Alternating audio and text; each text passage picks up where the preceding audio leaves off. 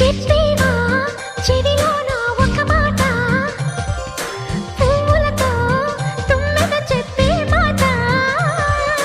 నీ చిరునవ్వు సాక్షిగా తాజ్ మహల్ నాదట, నీ పెదవంచు సాక్షిగా షాజహాను నేనట. నీ తీయని ప్రేమకి నా పెదవే నజరానా, నీ పైటకి నేనిక బానిసనే నెరజానా.